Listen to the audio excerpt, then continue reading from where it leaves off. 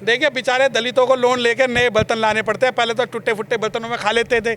हमारा तो कहना ये इन पे एट्रोसिटी का मुकदमा दर्ज होना चाहिए जो ऐसा कर रहे हैं, क्योंकि उससे अपमान हो रहा है हमारे लोगों का। जो बेचारे टूटे बर्तन में खाते थे वो स्टील के बर्तन लाने पड़ रहे हैं। अगर आपको इन बेचारों का भला करना है तो हमारे समाज के गरीब लोगों को अपनी कोठी में बुला के एक दिन सोने चांदी के बर्तनों से खाना खिला दो, ताकि हमें भी ये आ जाए कि हमें भी ऐसी कोठी बनानी है और ऐसा खाना खाना है। सपा नहीं है तो इन्होंने हमारे 20,000 लोगों का डिमोशन कराया है। नई सपा है तो सबसे ज़्यादा रिजर्वेशन का विरोध इन लोगों ने किया है, और नई सपा है तो सबसे ज़्यादा जो FIR दर्ज हुई है इनके शासनकाल में तो हमारे लोगों के खिलाफ हुई है। गलती मान रहे हैं कि हमसे गलतियां हुई। आई मौज फकीर की दिया झोपड़ा फूक, पहले हमारे लोगों को मार दीजिए, उनका आरक्षण छीन लीजिए, उनका रिजर्वेशन छीन लीजिए, उनके जल जंगल जमीन छीन लीजिए, उनके लोगों पर FIR करा दीजिए और फिर माफ़ी मांग लीजिए। वाह, बहुत बढ़िया। देखिए आप एक तरफ तो उसे कहते हैं कि बहुजन समाज का लीडर है, दूसरी तरफ आप कहते हैं भावुक। मुझे ये बताइए, क्या पेरियार जी कभी भावुक हुए? कभी बाबा साहब डॉक्टर भीमराव अम्बेडकर कभी भावुक हुए?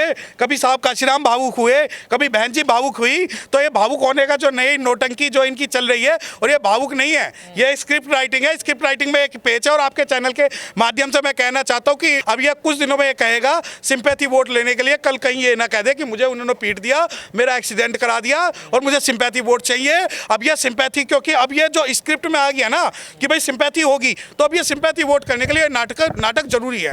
ठीक है, रोए तो जब नहीं, जब साहब काशीराम को इनकी जरूरत थी, बहन जी को इनकी जरूरत थी, बहुजन समाज को इनकी जरूरत थी आज। लेकिन हाँ, आज वोट नहीं मिले तो वो जो बच्चा कहता ना मम्मी लोग, मैं सारे काम इसलिए कर रहा हूँ ताकि बीजेपी ना आ सके यूपी में, क्योंकि उसने अत्याचार करे। तो बहुजन समाज बीजेपी को तो बहुजन समाज पार्टी को ज्वाइन करे, विधानसभा में ज्वाइन करे, विधानसभा अध्यक्ष बने और इस समाज के मिशन मूवमेंट को आगे बढ़ाए। इतना कम आंक रहे हो विधानसभा? नया कम क्यों आंक रहे आपने? नहीं, जब वो एक वोट के लिए अखिलेश के सामने रो सकते हैं, तो हम तो फिर भी सम्मान से उन्हें विधानसभा अध्यक्ष बना रहे हैं। और रही बात कम आंकने की, बहुजन समाज पार्टी का कोई राष्ट्रीय अध्यक्ष हो या कार्यकर्ता हो, उसकी जो हैसियत हो वो पार्टी में समान होती है। अगर आपको ये लगता है कि विधानसभा उनके लिए बहुत कम है, तो मैं आपको बताना चाहता हूँ उत्तर प्रदेश में आदमी का जीवन बीत जाता, परंतु वो विधानसभा अध्यक्ष नहीं बनता। और अगर आपको विधानसभा अध्यक्ष की कीमत अभी पता करनी है तो उत्तर प्रदेश की किसी विधानसभा में जाके पता कर सकते। किसने?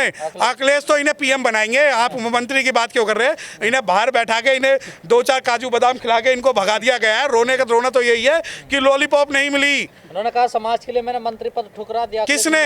किसने ठुकरा दिया?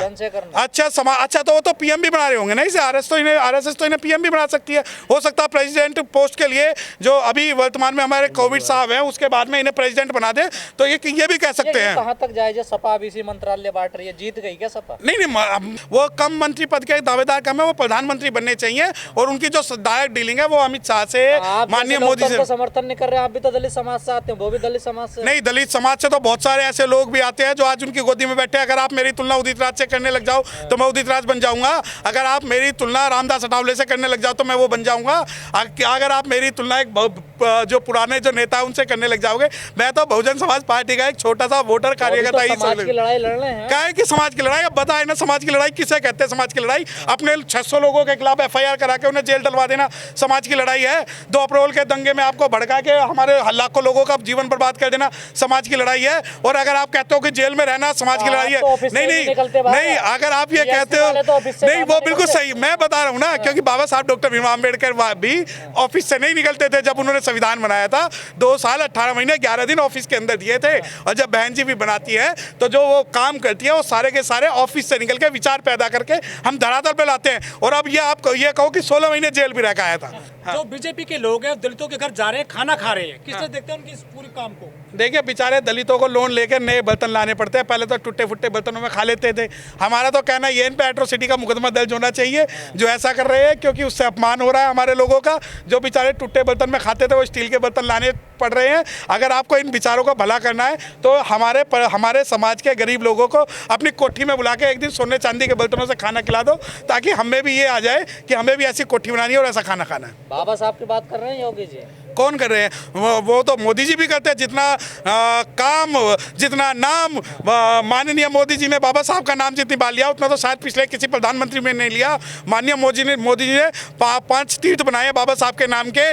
लेकिन जब बात होगी आपके रिजर्वेशन की बात होगी, एट्रोसिटी की बात होगी, आपके किसी और चीज़ की बात होगी, तो हमारे ऊपर सबसे ज़्यादा अत्याचार भी तभी होता है जब ये लोग सत्ता में होते हैं। रिजर्वेशन चाहिए आपको? बिल्कुल चाहिए। क्यों? किसी का भीख है, किसी का हमने हक मान लिया। जब हमने ड्यूल वोटिंग राइट दी, जब हमने अधिकार अपने सरेंडर किए, तब हमें मिला। और रिजर्वेशन क्यों नहीं चाहिए? जब तक जल जंगल जमीन और हर स्थिति में चीफ सेक्रेटरी चीफ लेवल तक हमें रिजर्वेशन नहीं मिलेगा, हम साथ नहीं बैठे। रिजर्वेशन की लड़ाई तो चंद्रशेखर लड़ रहे हैं ना, साथ दीजिए फिर उसका। कौन सी लड़ाई? 16 महीने जेल में रहना रिजर्वेशन कहलाता है क्या? अगर आप ये सोचते हो कि जेल में रहने के कारण कोई आदमी नेता बन जाएगा, और रिजर्वेशन पे आप 5 मिनट अपने चैनल पे बुलवा के दिखा दीजिए, मैं कल से चंद्रशेखर को अपना नेता मान लूंगा। आप सिर्फ 5 मिनट उसे जजमेंट पे, लॉ के आधार पे आप डिबेट करवा लीजिए अपने चैनल पे, मैं मान लूंगा कि भविष्य का नेता है चंद्रशेखर। वकील साहब, जो कांशीराम जी को अपना आदर्श मानते हैं चंद्रशेखर जी, ऐसा है, पहली बात साहब काशीराम मूछ नहीं रखते थे। दूसरी बात, साहब काशीराम साइकिल पे चलते थे। तीसरी बात, साहब काशीराम के पास फॉर्च्यूनर गाड़ी नहीं थी। चौथी बात, साहब काशीराम किसी बिकाऊ या पेड़ लाव लश्कर के साथ नहीं चलते थे। पांचवी बात, साहब काशीराम के पास में एक विचारधारा थी। छठी बात, साहब काशीराम ने अपना पूरा जीवन लोगों के साथ बिता दिया। अगर आप इनकी तुलना साहब काशीराम से कर रहे हैं तो मुझे शर्म आती है कि आप जैसे लोग भी इन जैसे लोगों की तुलना साहब काशीराम से करते हैं। कांशीराम जी को अरे पार्टी का नाम, अरे तो साहब काशीराम जी को आदर्श मान रहे हो, लेकिन साहब काशीराम जी की पार्टी को आदर्श नहीं मान रहे। ये कहाँ से दोगलापन लाते हो? जिस पार्टी के लिए साहब काशीराम जी ने अपना पूरा जीवन समाज के नाम कर दिया और शादी तक नहीं की, बच्चे तक नहीं किए, पूरे अपने भूखे प्यासे तो पूरे आरोप लगाते हैं मान्यवर साहब की पार्टी बची कहाँ, ना उनका वो नारा बचा, ना उनकी पार्टी बची। अब तो ये तो सब देखिए, आरोप बुरा जो ढूंढन मैं गया तो बुरा ना मिलिया कोई, जो तन झाका अपना तो मुझसे बुरा ना कोई। पहले तो आप कहते थे कि हमारा सामाजिक संगठन है, उसके बाद आप कहते थे कि हम सिर्फ धरती पे लड़ाई लड़ेंगे, उसके बाद ये कहते हैं बुआ जी को जिताना है, उसके बाद ये कहते थे उत्तर प्रदेश में हमारी राजनीति नहीं होगी। तो कहाँ से लाते हैं दोगलापन? कहाँ से लाते हैं? और दूसरी बात, अगर साहब काशीराम आपके आदर्श है तो बाबा साहब डॉक्टर भीमराव अम्बेडकर साहब ने कहा था कि लो एम इज क्राइम, जो छोटी सोच है वो अपराध है। तो साहब काशीराम जी ने जब भी सपना देखा पीएम बनाने का देखा, साहब काशीराम कभी किसी 1 या 2 वोट के चक्कर में किसी के सामने घड़ियालू आंसू बहा कर नहीं रोए कि मैं समाज का ठेकेदार हूँ और मेरे बड़े भाई बोल दे। नई सपा है ना, आप तो समर्थन कर दीजिए। जो पहले गलतियों मान रहे हैं कि हमसे कुछ गलतियां हुई हैं, अब हम नई सपा है, सबको साथ लेकर चलते हैं। कौन सी सपा है? देखिए, नई हवा तो बसपा के फेवर में है, ना कि सपा के फेवर में है। और जब आप बात करते हो कि नई सपा है, सपा नई है तो इन्होंने हमारे 20,000 लोगों का डिमोशन कराया है। नई सपा है तो सबसे ज्यादा रिजर्वेशन का विरोध इन लोगों ने किया है। और नई सपा है तो सबसे ज्यादा जो FIR दर्ज हुई है इनके शासनकाल में तो हमारे लोगों के खिलाफ हुई है। गलती मान रहे हैं कि हमसे गलतियां हुई। आई मौज फकीर की दिया झोपड़ा फूक, पहले हमारे लोगों को मार दीजिए, उनका आरक्षण छीन लीजिए, उनका रिजर्वेशन छीन लीजिए, उनके जल जंगल जमीन छीन लीजिए, उनके लोगों पर FIR करा दीजिए और फिर माफी मांग लीजिए। वाह, बहुत बढ़िया। अब ये माफी मांग सकते हैं, परंतु वो माफी जो है आप बहुजन समाज पार्टी से माफी मांग के उसे ज्वाइन करिए। हम नए युवा हैं, अखिलेश यादव हैं, पहले सीखे थे तो क्या आपको नए युवा में सत्यप्रकाश गौतम नजर नहीं आते?